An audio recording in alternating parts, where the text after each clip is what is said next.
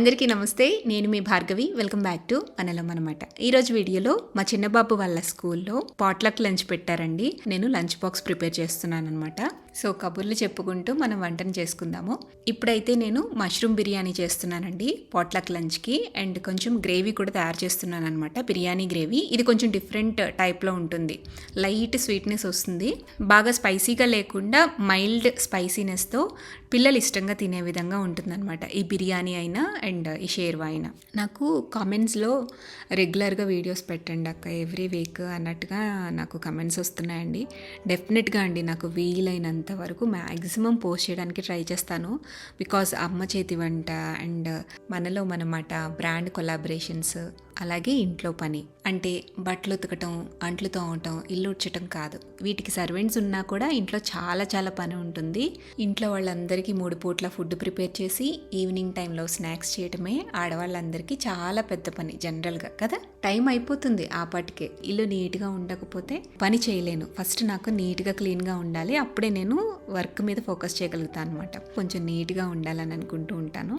ఆర్గనైజ్డ్గా పెట్టుకోవాలనుకుంటాను. ఇవన్నీ చేయాలి అంటే ఒకే పర్సన్తో చాలా చాలా కష్టం అండి అన్నీ మేనేజ్ చేసుకోవటము. నేను ఏ పని చేసినా 3 విషయాలు గుర్తుపెట్టుకుంటూ ఉంటాను. ఒకటి, మనం ఎంచుకునే దారి ఎప్పుడు కూడా కరెక్ట్గా ఉండాలి. మనం చేసే పని నిజాయితీగా చేయాలి. అలాగే చేసే పనిలో ఫుల్ ఎఫర్ట్ పెట్టాలి. మూడవది, శక్తికి మించి పని చేయాల్సిన అవసరం లేదు. మన జీవితాన్ని పని కోసం ఎప్పుడూ త్యాగం చేయకూడదు. ఆ పని చేయటం మనకి బాగా ఇష్టమైతే తప్ప. సో ఎవ్రీథింగ్ పర్ఫెక్ట్గా చేయాలి అంటే టైం టేకింగ్ కూడా అలానే ఉంటుంది. ఉన్న దాంట్లో మనకి నచ్చిన పనులే మనం ఇష్టపూర్వకంగా చేసుకుంటూ హాయిగా ప్రశాంతంగా ఉండాలని అనుకుంటూ ఉంటాను నేను. పరిగెత్తి ఏ సాధిస్తాను చెప్పండి. అత్తయ్య చనిపోయిన తర్వాత నేను ఆ రియలైజేషన్లోకి వచ్చానమాట. సో నాకు వీలున్నంత వరకు అప్పుడప్పుడు మనలో మన మాటలో కనిపిస్తూ చక్కగా ఇలా వ్లాగ్స్ రూపంలో మనలో మనం మాట్లాడుకుంటూ అమ్మ చేతి వంటలో మంచి మంచి రెసిపీస్ చేసుకుంటూ మన జర్నీని కంటిన్యూ చేద్దాం. ఉదయాన్నే లేవగానే నేను ఫస్ట్ తినేది ఆమ్లా క్యాండీస్ అండి. ఉసిరికాయతో చేసిన ఏదో ఒకటి, మురబ్బా కానివ్వండి, లేకపోతే ఇలా ఆమ్లా క్యాండీ కానివ్వండి, లేదా ఉసిరికాయ జ్యూస్ కానివ్వండి, రెగ్యులర్గా తింటూ ఉంటాను. ఆమ్లాలో చాలా హెల్త్ బెనిఫిట్స్ ఉంటాయని మీకు తెలుసు, నాకు కూడా బాగా తెలుసు. ఉసిరికాయ, మునగాకు, ఫ్లాక్స్ సీడ్స్ ఇవి చాలా చాలా మంచిదన్నమాట. ముఖ్యంగా అబోవ్ 25-30 అబోవ్ ఉన్న వాళ్ళందరూ కూడా వాళ్ళ డైట్లో ఖచ్చితంగా ఇంక్లూడ్ చేసుకోవాల్సిన ఇంగ్రీడియంట్స్ ఇవి. ఆమ్లాతో చేసిన రెసిపీస్ చాలానే అమ్మ చేతి వంటలో మీరు చూడొచ్చు. అండ్ రీసెంట్గా ఈ ఆమ్లా క్యాండీ షుగర్ లేకుండా, బెల్లం లేకుండా పటిక బెల్లంతో చేశాను అనమాట. చాలా పర్ఫెక్ట్గా వచ్చింది. రెసిపీ కావాలంటే అమ్మ చేతి వంటలో చూడండి. పోషకాల లోపం లేకుండా ఉంటుందన్నమాట. అండ్ ఈ మధ్య కాలంలో నేను ఏబీసీ జ్యూస్ ఒకటి తయారు చేసుకుని ఫ్రీజ్ చేసుకుని రెగ్యులర్గా తాగుతున్నానండి. ఆ రెసిపీ కావాలంటే నాకు చెప్పండి, నేను ఇంకొక వీడియోలో డెఫినెట్గా షేర్ చేస్తాను. యాపిల్, క్యారెట్, బీట్రూటే కాకుండా వాటితో ఎక్స్ట్రా ఇంగ్రీడియంట్స్ కూడా కొన్ని యాడ్ చేస్తామన్నమాట.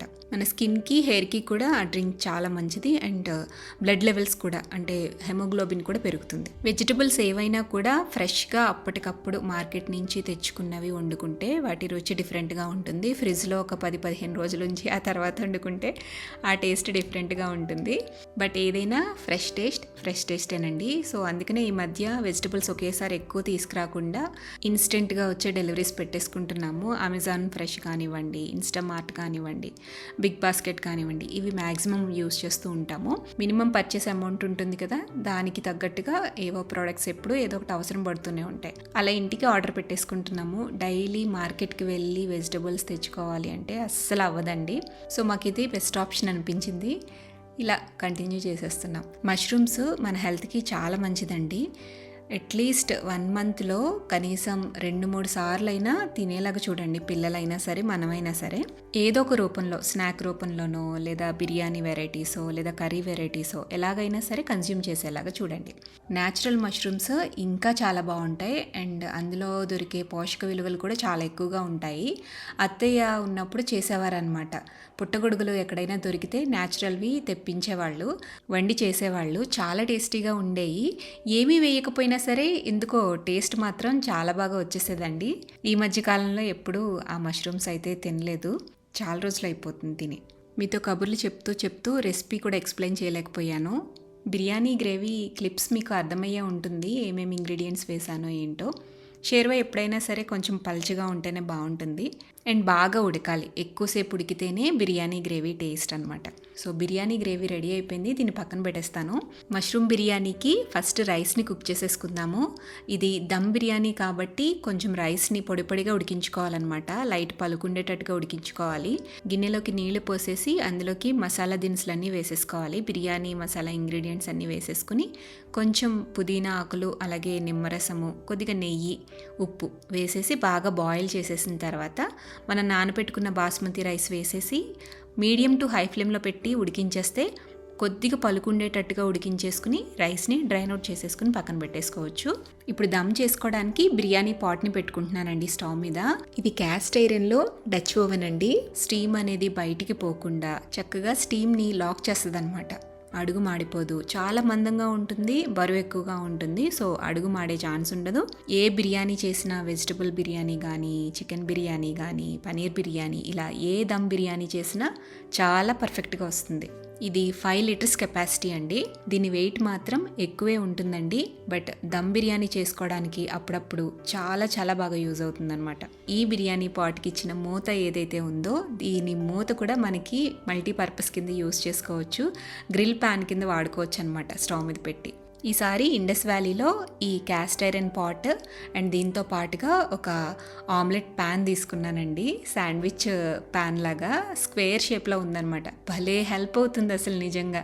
ఆమ్లెట్ చేయడానికైనా, శాండ్విచెస్ చేయడానికైనా చాలా చాలా బాగుంటుంది. కన్వీనియంట్గా ఉంది, అడుగు పట్టట్లేదు. అది షీట్ ఐరన్ అనమాట, క్యాస్ట్ ఐరన్ కాదు, షీట్ ఐరన్ ఉంటుంది. చాలా లైట్ వెయిట్ ఉంటుంది, బట్ అడుగు పట్టట్లేదు. నాన్ స్టిక్లా వర్క్ అవుతుంది. ఈ రెండు కూడా ప్రీ సీజన్డేనండి. మళ్ళీ మనం తిరిగి సీజనింగ్ చేసుకోవాల్సిన అవసరం కూడా ఉండదు. నేను ఇవి వచ్చిన తర్వాత జస్ట్ నార్మల్ వాష్ చేసేసి యూజ్ చేసేస్తున్నాను అంతే. 2 ప్రోడక్ట్స్ కూడా టూ గుడ్ ఉన్నాయండి. మీరు ఇన్ కేస్ తీసుకోవాలి అంటే కనుక నేను డిస్క్రిప్షన్లో లింక్స్ ఇస్తాను అండ్ అలాగే కూపన్ కోడ్ ఇస్తాను. కూపన్ కోడ్ యూజ్ చేస్తే ఎక్స్ట్రా 12% డిస్కౌంట్ వస్తుంది. బిర్యానీ పాట్లో ఆయిల్ అండ్ నెయ్యి 2 వేసానండి. వేసిన తర్వాత ఇందులోకి హోల్ గరం మసాలా వేసేసుకోవచ్చు. బిర్యానీ మసాలా వేసేసేయండి. మీ దగ్గర ఉన్నవన్నీ వాడేసేయచ్చు. సన్నగా తరిగిన జీడిపప్పు కూడా వేసేసి వేయించేస్తున్నాను. ఇవి కొంచెం వేగిన తర్వాత ఇందులో సన్నగా తరిగిన ఉల్లిపాయలు, పచ్చిమిర్చి, కొద్దిగా క్యాప్సికమ్ వేసి ఫ్రై చేసేస్తున్నాను. ఆ తర్వాత అల్లం వెల్లుల్లి పేస్ట్ వేసి బాగా వేయించాలి. నూనె తేలేలాగా వేయించాక ఇందులోకి టమాటా ప్యూరీ కూడా వేసుకోండి. ఈ క్యాస్ట్ ఐరన్ ప్రోడక్ట్స్ ఏవైనా సరే వన్స్ స్టవ్ మీద పెట్టి హీట్ చేయడానికే టైం పడుతుంది తప్ప ఆ తర్వాత ఇది హీట్ని బాగా రిటైన్ చేసుకోవటం వల్ల చాలా త్వరగా కుక్ చేసేసుకోవచ్చు ఏ వంటైనా. సో టమాటాలో ఆయిల్ ఇలా పైకి తేలేంత వరకు కూడా బాగా వేయించేసి ఇందులోకి పెరుగు వేసుకోవాలి. తర్వాత పసుపు, ఉప్పు, కారము, ధనియాల పొడి, అలాగే బిర్యానీ మసాలా పౌడర్ ఇవన్నీ వేసేసి ఒకసారి కలిపేసి వేయించేసేయండి. తర్వాత పుదీనా, కొత్తిమీర వేసేసి ఫ్రై చేసేసి ఫ్రైడ్ ఆనియన్స్ని కూడా వేసుకోవాలండి. ఫ్రైడ్ ఆనియన్స్ మనము ఎప్పుడు స్టోర్ చేసుకుని పెట్టుకుంటే కనుక ఇన్స్టెంట్గా ఇమీడియట్గా వాడుకోవడానికి ఉంటూ ఉంటాయి. గ్రేవీ అనేది ఈ విధంగా తయారు చేసుకోవాలన్నమాట. ఇప్పుడు ఇందులోకి మనం క్లీన్ చేసుకుని పెట్టుకున్న మష్రూమ్స్ని వేసేసేయాలి. ఇప్పుడు మూత పెట్టేసి నూనె తేలేలాగా ఉడికించాలి. ఇలా ఆయిల్ సపరేట్ అయ్యాక ఇప్పుడు ఇందులోకి మనం ఉడికించుకున్న బిర్యానీ రైస్ మొత్తాన్ని కూడా వేసేసి స్ప్రెడ్ చేసేసి ఇంకా పైన మనకి కావాల్సిన ఫ్రైడ్ ఆనియన్స్, కొత్తిమీర, పుదీనా, కాస్త నెయ్యి, అలాగే రైస్ ఉడికించినప్పుడు గెంజి వస్తుంది కదండి, ఆ గెంజి కూడా కాస్త వేయాలన్నమాట. అడుగు పట్టకుండా ఉంటుంది, గ్రేవీగా వస్తుంది అండ్ రైస్ కూడా చక్కగా దమ్ అవుతుంది. సాఫ్రాన్ మిల్క్ కూడా దీనిపైన వేసుకోవచ్చండి. సో పైన మూత పెట్టేసేసి లో ఫ్లేమ్లో ఒక 10-15 మినిట్స్ దమ్ చేసుకుంటే సరిపోతుంది. ఆల్రెడీ రైస్ కుక్ చేసేసాము అండ్ మష్రూమ్స్ కూడా బాయిల్ అయిపోయాయి. జస్ట్ దమ్ పెడుతున్నాం అంతే. ఒక 10 మినిట్స్ లో ఫ్లేమ్లో దమ్ చేస్తే సరిపోతుంది. చూడండి ఎంత టైట్గా లాక్ అయిందంటే ఎక్కడా కూడా మీకు స్టీమ్ బయటికి అసలు రానే రాదు. సో ఇలా మంచిగా లాక్ చేసేసుకుని దమ్ పెట్టేసేసుకుని నేను బ్రేక్ఫాస్ట్ అనేది ప్రిపేర్ చేసేస్తున్నానండి. నేను ఈరోజు బ్రేక్ఫాస్ట్లోకి చేసేది చీజ్ గార్లిక్ ఎగ్ టోస్ట్ అనమాట. చాలా సింపుల్గా చేసుకోవచ్చు. యూజువల్గా నేను కార్తీక మాసంలో ఎగ్ నాన్ వెజ్ తిననండి. బట్ మా పిల్లలకి ఎగ్ వరకు వండుతాను ఇంట్లో. మీట్ మాత్రం ఇంట్లో ప్రిపేర్ చేయను. వాళ్ళు తెచ్చుకుంటే బయట నుంచి తెచ్చుకుంటారు, లేదా బయటకు వెళ్ళి తింటారు అంతే తప్ప కార్తీక మాసంలో నో నాన్ వెజ్. ఈ ఆమ్లెట్ స్క్వేర్ ప్యాన్ అన్నాను కదండి, ఇందులోనే చేసేస్తున్నాను అనమాట. మీరు ప్యాన్ చూస్తే కూడా మీకు అర్థమైపోయి ఉండొచ్చు. నాకు వచ్చి ఎన్నో రోజులు అవ్వలేదు, కానీ ఎంత వాడేసానో చూడండి. కొంచెం ఆయిల్ వేసేసి ఫస్ట్ ఎగ్ బ్రేక్ చేసేస్తానండి. బీట్ చేయడం ఇట్లాంటివి ఏం చేయను. డైరెక్ట్ ఎగ్ని కొట్టేసేసి అందులో వేసేసుకుని పైన కొంచెం ఉప్పు కారం కావాలంటే పెప్పర్ కూడా వేసుకోవచ్చు. దీనిపైన బ్రెడ్ పెట్టేసేసి గార్లిక్ స్ప్రెడ్ ఉంటుంది కదా, ఇందులో నేను ఏం వేసానంటే బటర్, గ్రేట్ చేసిన గార్లిక్, కొత్తిమీర, పచ్చిమిర్చి సన్నగా తరిగేసి వేసాను. అండ్ అలాగే కొంచెం పెప్పర్ వేసాను, లైట్గా సాల్ట్ కూడా. ఇవన్నీ వేసేసి బాగా కలిపేసేసి ఈ బ్రెడ్ మీద కాస్త స్ప్రెడ్ చేసేసి కొంచెం కాలిన తర్వాత రెండో వైపుకి ఫ్లిప్ చేసేసి కొద్దిగా చిల్లీ ఫ్లేక్స్, అలాగే ఒరిగానో లేదంటే మిక్స్డ్ హర్బ్స్ ఉంటాయి కదా, అవి స్ప్రెడ్ చేసేసేయండి. లేదా ఉప్పు కారమైనా వేసుకోవచ్చు. దీనిపైన ఉల్లిపాయలు అండ్ క్యాప్సికమ్ సన్నగా కట్ చేసి వేసేసాను. ఇక్కడ మీకు నచ్చిన వెజిటబుల్స్ వేసేసుకోవచ్చులేండి.